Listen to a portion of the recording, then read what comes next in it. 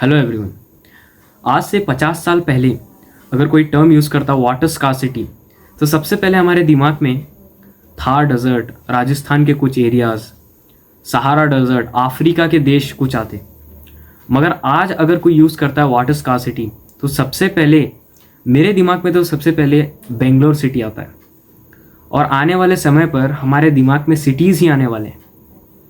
तो इसके लिए हमें पानी को कंजर्व करना, पानी स्टोर रखना बहुत ज़्यादा ज़रूरी है। पानी का यूटिलाइजेशन अच्छे से करना बहुत ज़्यादा ज़रूरी है। और आज अगर हम बात करते हैं पानी हार्वेस्ट करने की, वाटर हार्वेस्टिंग की, तो सबसे पहले the first and may be the last thing comes to our mind is rain water harvesting. But by my vision, by my project, I want to explore another way for water harvesting and that is fog collection। जैसे कि अगर मैं आपको बोलूं, cricket matches के दौरान हम देखते हैं कि बॉल गीली हो गई होती है जिसकी वजह से क्रिकेटर्स को प्रॉब्लम होता है और मतलब बॉल कभी कभार चेंज भी करनी पड़ जाती है। तो वो बॉल गीली होने का सबसे बड़ा कारण है वहाँ का आसपास का बहुत ज़्यादा मॉइस्ट होना। मेरे प्रोजेक्ट से उस मॉइस्ट को कलेक्ट किया जा सकता है, उस मॉइस्ट को कलेक्ट किया जा सकता है और पानी कंजर्व किया भी जा सकता है। उसके साइड बेनिफिट्स में क्रिकेटर्स को भी फ़ायदा हो जाएगा। अब सवाल ये है कि फॉग कैसे कलेक्ट होगा, कितना कलेक्ट होगा और क्या ये उतना भी वर्थ इट है उतने रुपयों के लिए। चलिए देखते हैं। आगे बढ़ने से पहले हम जानते हैं इस बीटल को। ये है नमीब डेजर्ट बीटल। ये जो बीटल है इसका बायोलॉजिकल स्ट्रक्चर ऐसा है कि वो फॉग कलेक्ट कर लेता है। होता ये है कि इसके स्ट्रक्चर में एक हाइड्रोफिलिक और हाइड्रोफोबिक दोनों स्ट्रक्चर्स है। जो हाइड्रोफिलिक है वो मॉइस्ट को रख लेता है और उसके बाद हाइड्रोफोबिक में ग्रेविटी की वजह से वो डाउन हो जाता है, फिर उसको रिपेल होता है। हाइड्रोफोबिक रिपेल करता है, फिर ऐसे ऐसे करके इस एंगल में उस कीड़े के मूवमेंट की वजह से वो उसके मुंह तक चला जाता है। वो जो ड्रॉप है उसके मुंह तक चला जाता है और वो स्टोर करना चाहता है उसको स्टोर भी कर सकता है। तो इससे इंस्पायर्ड होके जो मेरा स्ट्रक्चर है वो बनेगा। चलिए देखते हैं कैसे। इससे पहले एक और सवाल, क्या ये कभी ट्राई हुआ है? तो जी हाँ, 2010 में एक प्राइवेट कंपनी ने चील जैसे देशों में ट्राई किया था। चील का ही एग्जाम्पल लेते हैं तो इन्होंने 4 ऐसे नेट्स बनाए थे 10 स्क्वायर मीटर स्क्वायर के जो फॉग कलेक्ट कर सकते हैं।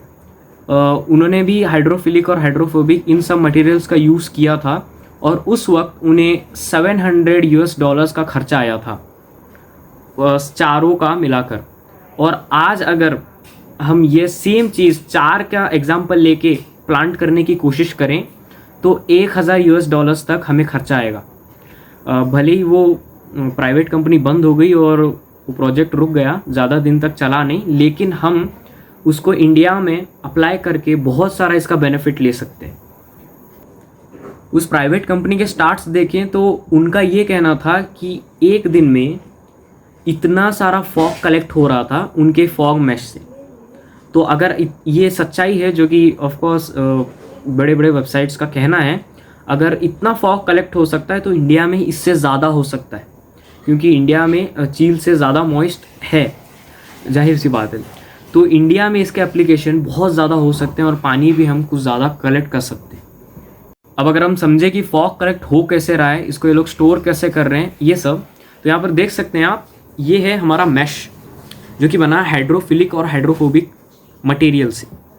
इन्होंने, चील वालों ने तो नाइलॉन यूज़ किया था, हम कुछ भी उससे ज़्यादा सस्ता यूज़ कर सकते हैं जैसे PE या PP। और हाइड्रोफोबिक में भी हम दूसरे मटेरियल यूज़ कर सकते हैं। तो अगर हम देखें ध्यान से तो जब पानी पास होता है तो यहाँ पर मॉइस्ट कलेक्ट हो रहा है हाइड्रोफिलिक स्ट्रक्चर पे। हाइड्रोफिलिक जो नाइलॉन इन्होंने रखा है, और इसमें जैसे जैसे मॉइस्ट कलेक्ट हुए जा रहा है और इसका वॉल्यूम बढ़ते जा रहा है पानी का, वो ड्रॉप बन के नीचे आ रहा है। हाइड्रोफोबिक की वजह से रिपेल होते होते वो पाइप तक पहुँच रहा है और इस तरीके से स्टोर होते हुए टैंक्स में जाके स्टोर हो रहा है। इतना सिंपल सा ये मैकेनिज़्म है। और अगर हम देखें तो इसका स्ट्रक्चर ऐसा है कि पानी ऊपर से नीचे आएगा और पाइप नीचे बिछे हुए हैं, तो उसमें कलेक्ट होके ये टैंक्स में स्टोर होगा। अगर हम जाने कि इंडिया में हम इसको कहाँ कहाँ अच्छे से इंस्टॉल कर सकते हैं ज़्यादा बेनिफिट के लिए, तो सबसे पहला है क्रिकेट स्टेडियम या कोई भी स्टेडियम। हम इसको हाफ द सर्कमफेरेंस में लगाएंगे, जिसे आप एआई का विजन देख सकते हो। मैंने अपना विजन इसमें डाला, एआई को प्रॉम्प्ट किया, तब उसने कई हद तक मेरा विजन सही कर दिया। कई हद तक मैं भी ऐसा ही सोच रहा था, लेकिन हाफ द सर्कमफेरेंस में हम उसको लगाएंगे और वो मूवेबल होगा। वो जो मटेरियल, जो भी वो स्ट्रक्चर होगा वो मूवेबल होगा।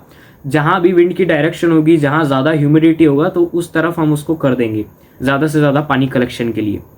तो ये स्टेडियम इंस्टॉलेशन में होगा।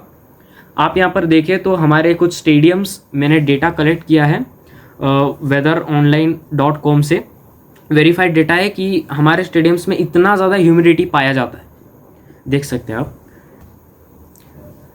दूसरी जगह हो सकती है बीच, क्योंकि हम देखते हैं कि कोस्टल रीजन्स में बहुत सारा पानी होता है समुद्र की वजह से, तो उस मॉइस्ट को कलेक्ट किया जा सकता है, उस ह्यूमिडिटी का यूज़ किया जा सकता है बीचेस पे ऐसे मैश इंस्टॉल करके। अगेन ये एआई जनरेटेड है, मैंने मेरा विजन डाला और कई हद तक उसने सही इतना बना के दिया, तो हम ऐसे बीचेस पे इंस्टॉल कर सकते हैं। तीसरी जगह है एयरपोर्ट्स। एयरपोर्ट्स में भी बहुत वाइड रीजन रहता है, उसके भी हाफ द सर्कमफेरेंस में हम ऐसे इंस्टॉल कर सकते हैं, क्योंकि हम जानते हैं कि वहाँ पर भी हमें कई हद तक ज़्यादा यील्ड मिलेगा।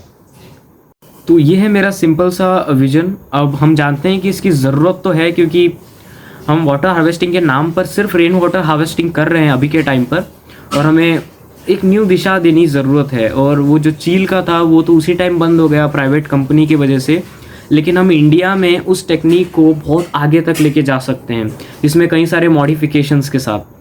तो मैं इसका एक प्रोटोटाइप थोड़े दिन में बनाने वाला हूँ, या फिर वर्किंग मॉडल ही बनाने वाला हूँ। We will keep updating. तो यही है मेरा विज़न। आई होप आपको पसंद आया मेरा विज़न। Thank you.